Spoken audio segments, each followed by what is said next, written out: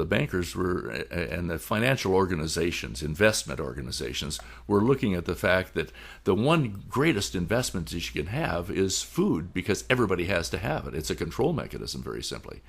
But the fact is that in 1995, the move was made to allow people who didn't have any vested interest in a commodity. In other words, they didn't require them any longer to take possession of a commodity that they bought. Like, for example, if we were to buy futures corn out, September corn this year, we now, as a result of that, bankers and investment organizations are in a situation where they very simply don't have to take delivery. They don't even have to be in the business of working with that particular commodity anymore. They used to. But now anyone can buy up your food and sell it on the market, where in the 6th year of a worldwide famine, where China is literally going around buying up countries and farming them and sending the food back to China, we've got a situation where the bankers, by cutting back on the loans, by controlling the commodities market and allowing anyone to invest in commodities and buy your food and sell it to the highest bidder, which is going outside the United States, in a country where every place else in the world, the large population centers are putting restrictions on exports. The United States has no restrictions on exporting your food to other countries. Well, that segues, that's just one. The access to financing is one of the big five you talk about. And of course, as I was listening to the radio show, talk to us a little bit about the world's largest debtor. You talk about funny money, it wipes out our food.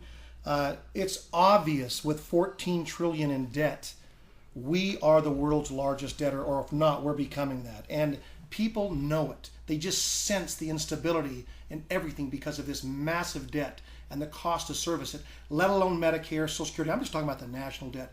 Talk to me a little bit about this world's largest debtor. How's that wiping out food? Well, very simply, other countries are collecting more of our currency than we have.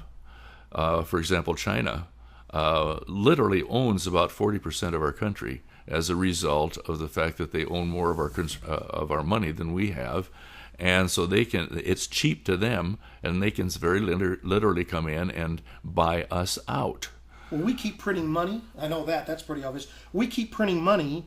It's not tied to gold. I think it was back in the 70s you've talked about where that whole gold standard thing shift. This is the funny money part of it. And what's happening there. Talk to me a little bit about this $14 trillion debt, the funny money, the printing. Obviously, we know it's there, directly or indirectly. How's that putting us at great risk? Well, very simply, the dollar's about to crash. Other countries are starting to say, hey, we don't want to use the dollar as a standard for buying oil. That's the reserve currency we talk about. We set the benchmark for all currency. That's right.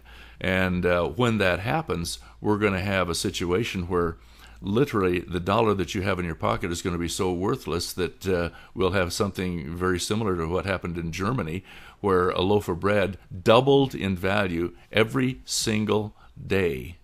Doubled in value every single day until a loaf of bread was worth billions of marks. And people had to literally bring the money in wheelbarrows, and people couldn't afford it. So if we're one of the greatest debtors out there, and we're certainly becoming that, obviously we become more and more dependent upon food from external sources. We're going into greater debt. It's changing the entire food chain, no pun intended. We're importing great amounts of food. China is coming up and buying up our land, buying up our crops. We're giving them more dollars. Our dollars are becoming worth less, a lower value. So you always say we just we're printing money. We're impacting our reserve currency status. Hyperinflation is bound to follow. People don't think it can happen here. It can, and very most likely will. So jumping into that's the currency side of it. What about war? I know you're passionate about our military. I want to cover something before war. I want to go right straight to this area of the trade deficit. You talk about anti-protectionism, our borders, all that. Well, fine, let's do that. And then we'll jump into war. If you want to talk about indebtedness, what the UN is screaming about, and what various liberal people within our government are screaming about, is the need to offset that tremendous debt, because the debt was created by a trade deficit. we're spending more outside and giving our dollars away, and we're not selling. We're buying, but we're not selling. That's what a debtor does. He buys, but he doesn't have anything to buy with, so he goes into debt. So China has all of our money, and so what has happened just recently is they've come out and saying, well, gee whiz, we've done something about the trade deficit. We're selling now to other countries, and we're getting some of our money back, and so we're getting out of debt by selling. But guess what we're selling? We're selling our food, guys. What you always talk about is if we were just to shut down our exports, we could feed our own people right here in this country. The rest of the world, they're closing their borders. They're shutting down their exports. They're not allowing themselves to get in that position. But we continue to export food, and there's people starving in America. It's crazy. And it's done under the name of anti-protectionism. Protectionism is very simply take care of your own first, and then worry about the rest of the world. But they always talk about the good news is we're reducing the trade deficit. Mm-hmm. How are you reducing it? You're selling your food. Oh, no. They are selling. The commodities investors are selling your food to reduce the trade deficit and getting a pat on the head from the UN for doing it. Well, so taking this food thing, corn. I know your blood pressure gets up on corn. Oh, yeah. Let's talk about ethanol, how it inflates food prices. You talk about that all the time, and it also wipes out food supply. Share a little passion about what the real skinny is on ethanol. Well, you wanted to talk about war earlier, so I keep doing this to you. But let me put war in perspective. I can summarize the war situation very simply. The countries that don't like the United States or get ticked off because we're sticking our nose into somebody else's business are a lot of times the people that are controlling the oil. And if you look at gas prices going up, food prices and gas prices for the last 10 years have been almost an identical graph. They follow each other tremendously. Everybody's worried about the $5, $6, $7 a gallon gasoline, but if you look at that kind of pricing on gasoline, it's going to be reflected right in the grocery store. The only difference is when eggs go up 33 cents a dozen in your grocery store, it's not as big as an extra $1 on your gas tank because you have to pay $50 for your gas. But what's happening with the wars is that we are just aggravating the daylights out of some of these people that we expect to buy fuel from, buy oil from. Well, war, the first thing it impacts is food. I know that. That's just common sense. But sometimes it wipes crops out. It creates issues immediately in the food chain. Those countries that are at war are not growing their food. And the other thing is that who do you feed first? Your military or your population? It's a given. The military has to be fed. What's going to happen right now, there's an issue with any of the organizations that are trying to get freeze-dried because the military is taking freeze-dried off of the market and out of the availability to people to put in storable food. That's exactly why every move we've made has been with dehydrated foods. Now, get over to the ethanol issue. Yeah. Okay? We've got fuel problems. So they justify the mandate to take our food, corn, and grow it, and subsidize that corn for ethanol to put in the fuel tanks because we're trying to keep the price of oil down. Well, the fascinating thing is that 2 months ago, ethanol hit its high in pricing, and what that did to the fuel cost was increase the fuel cost because ethanol was going up and they were adding 10% ethanol to their fuel. So you always talk about farmers having to switch their food-grade crops to actually growing ethanol. And it impacts the actual food-grade corn that they use for the livestock, for all of the dairy products. That whole concept impacts the whole food chain because of ethanol's impact and the mandate that's in place. It's hit an all-time high like you talked about. And so that whole concept, the other thing's interesting, I think I was reading the other day that it takes a gallon of petroleum fuel, good old gasoline, it takes a gallon of that to produce a gallon of ethanol. It's actually a gallon and a half, by the way, but something that's about okay. that sounds absolutely wrong. So we've talked about access to financing. We've talked about we're the world's largest debtor, how that impacts and wipes out food. We've talked about war. You've kind of finished up there with war. Obviously, oil prices are impacting the whole world. And this reserve currency that many of us are not familiar with, everything is centered around the U.S.'s reserve currency. It sets prices. We're a consumption-based energy economy, so we know oil. We feel oil in the price of gas, the price of food every day, and the anti-protectionism, the free market that you talk about. protecting our borders, exporting, importing.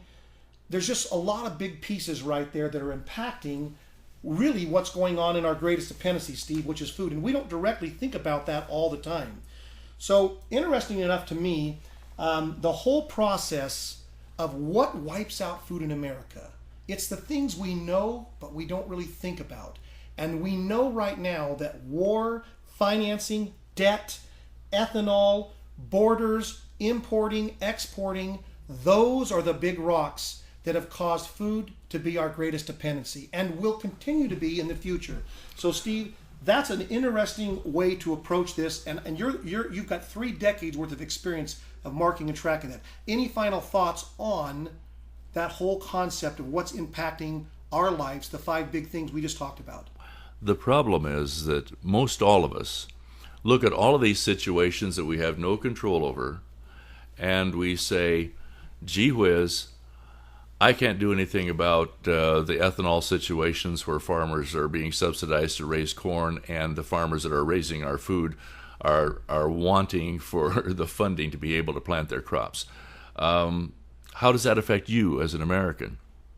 Well, right now, about 49 million families are on food stamps. What most people don't realize is that a vast majority of those still are employed. That means we've got Americans that can't earn enough money to buy their food, and every single month, thousands and thousands of more families are being priced out of the food market because their incomes are staying the same, or they're losing their jobs, but their incomes are staying the same, and food is increasing in price. So what do I pay for? Do I pay my bills? Do I pay my rent? Do I pay my utilities? Do I put gas in my car? Or do I feed my family? And we Tough have families. decision. We have families that are unemployed, and the unemployment is running out. What's going to happen then? Well, very simply, all of these things are fearsome, and those bring it home. You can't talk about a foreign war affecting John Lunchbucket, but the fact is that John Lunchbucket goes to the grocery store, and when he no longer can afford food, what's he going to do? So what can John Lunchbucket do? These are big topics. These are overwhelming topics. And but these are all subjects that people can't do a stinking But thing what can they about. do? But the greatest dependency that they have is food. And that, the good news is, you have total control over your greatest dependency if you will serve it, save it, and share it with those that you love, and basically put in a supply of food that lasts for a long period of And time. you've been doing that for 3 decades. You've set the bar with the Nutriversal Seal of Promise, and everything about convenience, on the go, quality, storable, 15, 25-year shelf life. It's very exciting. Steve, this has been a great opportunity. I know that every time I do this, I learn something new. I know the folks that are listening right now are going to want more, and we're going to have more of this to come, so stay tuned with some of these delicious meals to try for yourself for free. That's a great opportunity. Let's talk about some other opportunities eFoods Global has to offer you.